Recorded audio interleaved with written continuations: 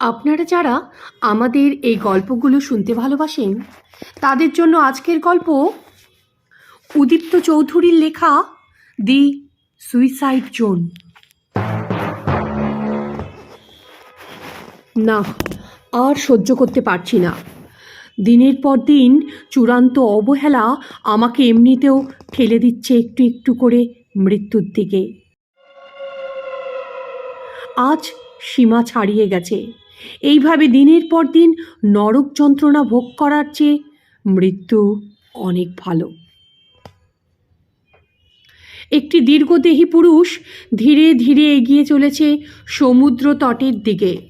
রাত্রি ঘন কুয়াশাচ্ছন্ন, তার পরনে রাত্রিবাস, মুখে সপ্তাহখানেকের না কামানো দাড়ি আর গোঁফ, হাতে মদের বোতল, চোখের তলায় ঘন কালো ছোপ, দীর্ঘদিন অনিদ্রার সুস্পষ্ট লক্ষণ। সে এগিয়ে চলছে সমুদ্রের দিকে, উত্তাল জলপ্রপাত আর গর্জনের দিকে।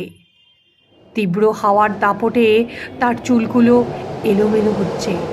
তার দুই চোখ জুড়ে এক অদ্ভুত যন্ত্রণাময় অনুভূতি। সে দ্বিধাগ্রস্ত। পায়ের তলার নরম বালি আস্তে আস্তে সরে যাচ্ছে। ধীরে ধীরে সে এগিয়ে চলেছে নিশ্চিত মৃত্যুর দিকে। সে এখন প্রায় কোমর জলে। আর কিছুক্ষণ, তারপরেই সে হারিয়ে যাবে মৃত্যুর করাল গহ্বরে। তাকে আর কেউ খুঁজে পাবে না। হয়তো কিছুদিন পরে সমুদ্রের কোনো এক প্রান্তে তার পচা গলা লাশ ভেসে উঠবে। কারণ সমুদ্র নাকি সব কিছু ফিরিয়ে দেয়। আজকের এই সমুদ্র যেন বড়ই বেশি ভয়ঙ্কর। সে নিজের মনে কথাগুলো বলছে আর বলল, আমায় ক্ষমা করো মা বাপি। অনেক কষ্ট সহ্য করে আমি বাধ্য হলাম এই সিদ্ধান্ত নিতে। তার দুই চোখ জলে ভর্তি। সে আরও খানিকটা এগিয়ে গেল সমুদ্রের গভীরের দিকে।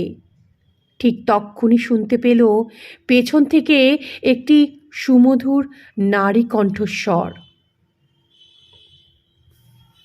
আরে আরে, করছেন কি? এত রাতে কেউ স্নান করে? আপনার যে নির্ঘাত নিমোনিয়া হবে। উঠে আসুন বলছি, উঠে আসুন শিগগিরই।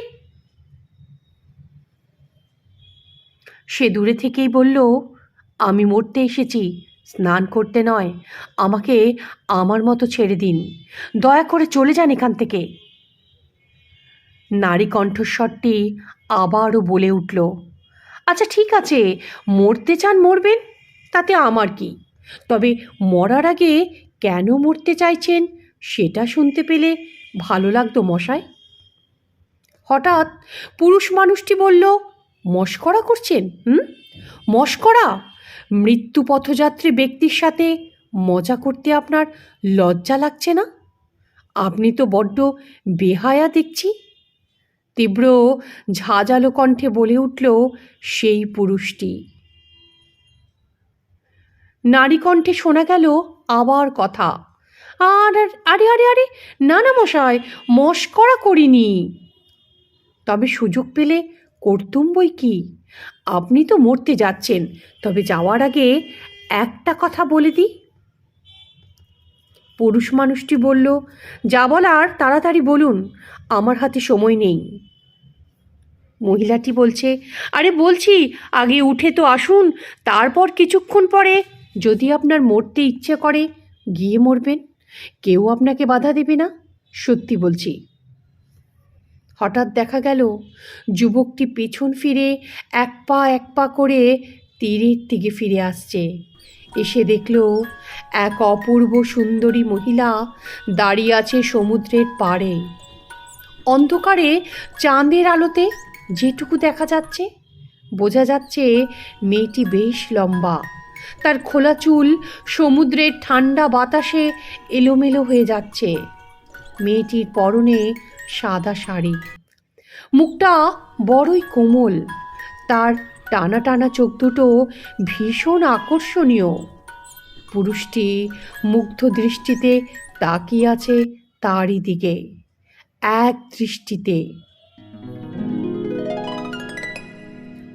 হঠাৎ মেয়েটির কণ্ঠস্বর শোনা গেল, আরে আরে, কি দেখছেন মশাই? জীবনে কখনো মেয়ে দেখেননি? কথাটি শুনে যুবকটি সম্বিত ফিরল। সে আমতা আমতা করে বলল, না না, মানে এত রাতে এই পাণ্ডব পরিচিত সমুদ্র সৈকতে একজন সুন্দরী রমণীকে দেখব কখনো আশা করিনি, তাই আর কি একটু অবাক হয়ে গেছিলাম। সুন্দরী বলল, ও তাই? আমি বুঝি সুন্দরী? কি জানি, কতদিন নিজেকে আয়নাতে দেখিনি জানেন, তাই আমি ঠিক কেমন দেখতে অনেকটা ভুলেই গেছি। তবে আপনি কেন মরতে যাচ্ছিলেন যদি একটু বলতেন? প্রেম বিরহের ব্যাপার নাকি? পুরুষটি এসে মেয়েটিকে একটি উঁচু ঢিবি দেখিয়ে বলল, এখানে বসুন। তারপর সে নিজেও বসল তার পাশে, বা বলা ভালো সে বাধ্য হলো বসতে, কারণ মেয়েটির মধ্যে একটা তীব্র আকর্ষণ ছিল যা সহজে অগ্রাহ্য করার উপায় ছিল না। হঠাৎ মেয়েটি বলে উঠল, হাই, আমি নেহা, নেহা ঠাকুর, এখানেই থাকি, হোটেল হলিডে হোম আমাদের হোটেল। আর আপনার পরিচয়? আমার নাম তীর্থ ব্যানার্জি। আমি কলকাতা থেকে এখানে ছুটি কাটাতে এসেছিলাম, কিন্তু কথাটা শেষ হলো না। মেয়েটি বলল, ছুটি কাটাতে এসে মরতে যাচ্ছিলেন কেন মশাই? আপনাকে কি পাগল কুকুরে কামড়েছে? হঠাৎ তীর্থ বলে ছেলেটি একটু রাগ দেখিয়ে বলল, চুপ করুন প্লিজ, চুপ করুন। কারোর ব্যাপারে না জেনে বুঝে এইভাবে মজা করবেন না প্লিজ। আমাকে একটু একা থাকতে দিন। সুন্দরী মহিলাটি বলল, sorry, I am extremely sorry.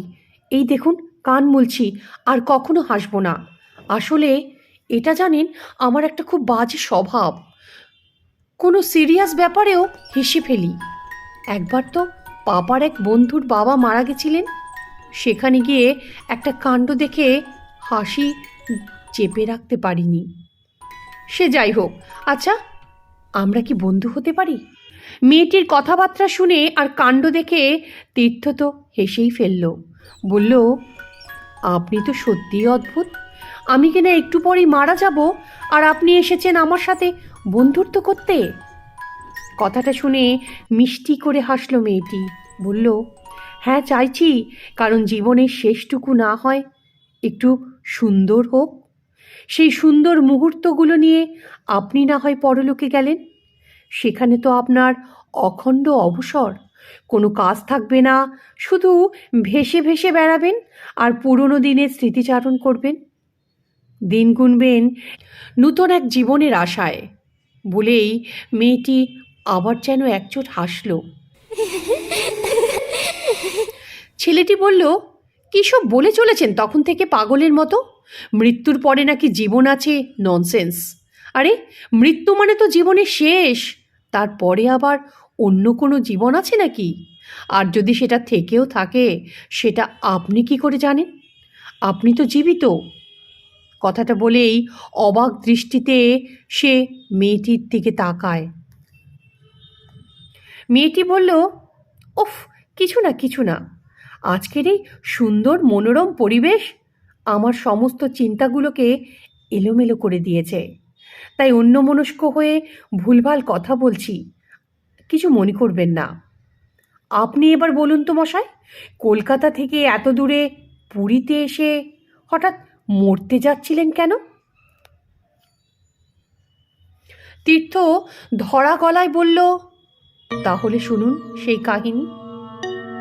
আমার নাম তো তীর্থ আগেই জেনেছেন, এবার শুনুন কেন আমি এ কাজ করতে বাধ্য হচ্ছি। কলকাতা শহরের একটা বেসরকারি কোম্পানিতে আমি কর্মরত। সেখানেই আলাপ হয় মনীষার সঙ্গে। মনীষা একটি চনমনে প্রাণবন্ত কর্মঠ মেয়ে, ভীষণ কাজ পাগল মেয়ে জানেন, কিন্তু তার মধ্যে ছিল একটা উচ্চাকাঙ্ক্ষা। রাতারাতি বড় পজিশন পাওয়ার একটা ইচ্ছে ছিল সব সময় ওর মধ্যে। আর তার জন্য যে কোনো মূল্য দিতেও প্রস্তুত। ইন্টারভিউয়ের দিনই আলাপ হয়েছিল আমাদের। আমাদের সিলেকশন একসাথে হয়। তারপর থেকেই আমাদের বন্ধুত্ব হয় এবং সেটা খুব গাঢ় হয়। আর কখন যে আমরা একে অপরকে ভালোবেসে ফেলেছিলাম বুঝতেই পারিনি। কথাটা বলেই একটা দীর্ঘ নিঃশ্বাস নিল তীর্থ। তারপর বলল, প্রপোজটা ওকে আমিই করি। আমি সেই সময় ছিলাম ভীষণ কেরিয়ার ওরিয়েন্টেড পার্সন, তাই হয়তো ভেবেছিলাম আমার ভবিষ্যৎ উজ্জ্বল। কিন্তু 1 বছর কঠোর পরিশ্রম করার পরেও যখন কোনো পদোন্নতি ঘটল না, ঠিক তখনই নেমে এলো আমার জীবনের অন্ধকার কালো মেঘ। প্রথমে অবহেলা, তারপর অপমান। আমাকে বলতো আমি নাকি পুরুষ জাতির কলঙ্ক, কারণ আমাদের রিলেশনশিপের 2য় অ্যানিভার্সারিতে আমি ওকে সাধ্যমতো কোনো ভালো গিফট দিতে পারিনি।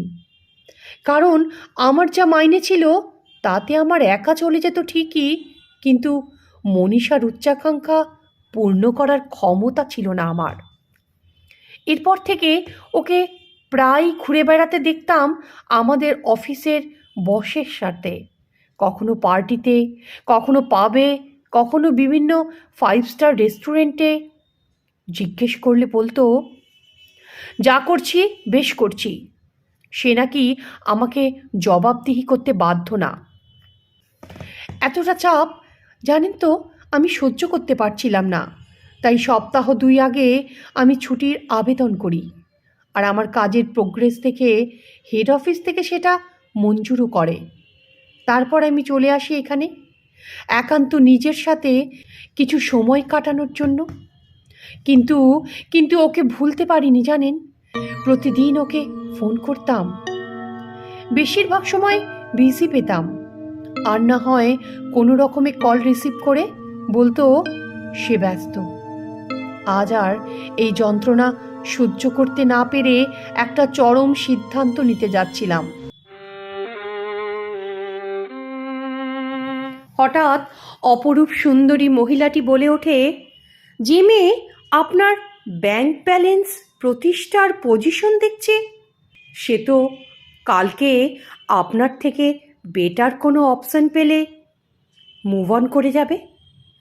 আজ একটা মেয়ের জন্য আপনি আপনার প্রাণ দিতে যাচ্ছিলেন, কিন্তু একবারও ভাবলেন না এতে আপনার মা বাবা আছেন তো তারা নাকি, তারা কতটা কষ্ট পাবেন।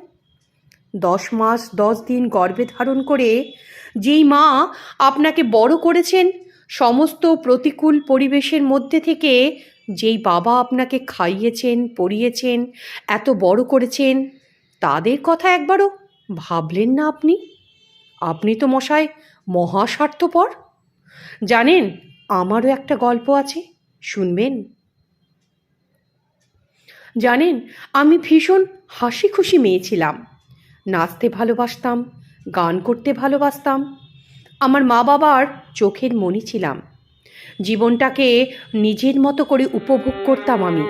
কিন্তু আমার জীবনে একদিন নেমে এলো অভিশাপের কালো ছায়া। সেদিন ছিল ঝড় বৃষ্টির রাত। মুহুর্মুহু বজ্রপাত যেন কেঁপে উঠছিল গোটা পৃথিবী। বাবা মা সেই সময় বাড়িতে ছিলেন না। বাবার এক বন্ধুর বাড়িতে তাদের নিমন্ত্রণ ছিল। ঝড় বৃষ্টির জন্য তারা ফিরতে পারছিল না। ঠিক সেই সময় হোটেলের কলিং বেলের শব্দে আমার ঘুম ভাঙে। একদল অভিযাত্রী এসে হাজির হয়েছিল আমাদের হোটেলে ঘর ভাড়া নেওয়ার জন্য। তারা প্রত্যেকেই ছিল মদ্যপ অবস্থায়। দরজা খুলে দিতেই আমাকে একা পেয়ে তারা একের পর এক পৈশাচিক উল্লাসে আমার উপর ঝাঁপিয়ে পড়ে। আমার ভীষণ কষ্ট হচ্ছিল জানেন, ভীষণ কষ্ট। এতটুকু বলেই নেহা কান্নায় ভেঙে পড়ল। তীর্থ উৎকণ্ঠায় জিজ্ঞেস করল, তারপর কি হলো? বেশ খানিকক্ষণ পর স্মিত হেসে নেহা বলল, তারপর তারপর যা হয় আর কি। জীবনটা বড় জটিল বন্ধু। আজ আমি ইচ্ছে থাকলেও আমার মা বাবার কাছে ফিরতে পারবো না। আমি বন্দি, এই বিশাল সমুদ্র সৈকতে আমি বন্দি। না জানি কত আদি অনন্ত কাল ধরে এভাবে ঘুরে চলেছি আমি। আপনি বাড়ি ফিরে যান, আপনার বাড়ির লোক আপনার জন্য অপেক্ষা করে বসে আছে। আপনার ফেরার আশায় ওই দেখুন সকাল হচ্ছে, রক্তরাঙা আকাশে সূর্য উদয়ের লালচে আভাস।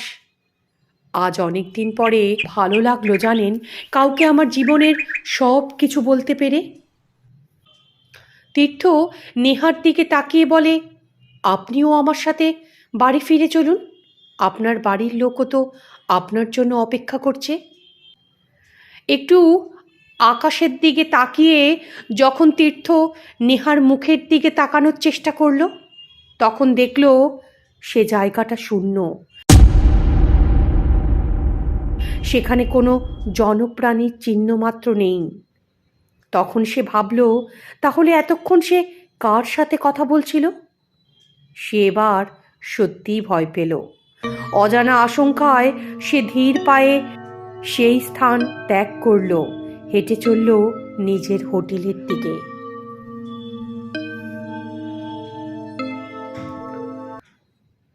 মা, আমি বাড়ি আসছি, তোমাদের খুব মিস করছি।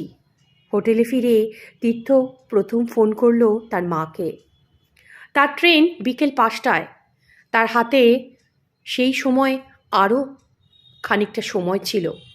তাকে আজ কালকের সেই রহস্যময়ী নারীর অন্তিম পরিণয় জানতে হবে। দ্রুতপদে সে যাত্রা করল হোটেল হলিডে হোমের উদ্দেশ্যে। কিছুক্ষণ খোঁজার পরেই পুরীর বাজারে সে একটি 3তলা ছিমছাম হোটেল দেখতে পেল। হোটেলে ঢুকেই সে রিসেপশনে বসা একটি ছেলেকে ডেকে জিজ্ঞেস করল এই বাড়ির মালিকের কথা। ছেলেটি ছুটে গিয়ে তার মালিককে ডেকে আনলো। ভেতর থেকে আসলেন একজন পৌর ভদ্রলোক। তিনি এসে নমস্কার করে বললেন, আমার নাম কৌশিক ঠাকুর, এই হোটেলের মালিক আমি। বলুন, আমি আপনার জন্য কি করতে পারি? প্রতি নমস্কার জানিয়ে তীর্থ বলল, আসলে আমি আপনার মেয়ে নেহার বন্ধু, ওর সাথে একটু বিশেষ প্রয়োজন ছিল, দেখা করতে এসেছিলাম আর কি। কি কি নাম বললেন? নেহা? ওকে আপনি চিনলেন কি করে? উত্তেজিত কণ্ঠে জিজ্ঞেস করল কৌশিক বাবু। তীর্থ বলল, আরে আমার সাথে তো ওর কালকেই দেখা হয়েছিল। এরপর তীর্থ সেই ভদ্রলোককে রাতের সমস্ত ঘটনা খুলে বলল।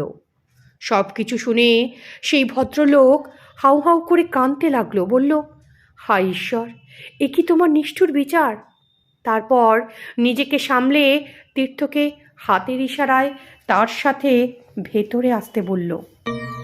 একটা বড় হল ঘরে ঢুকেই তীর্থ ভয়ে চমকে উঠল।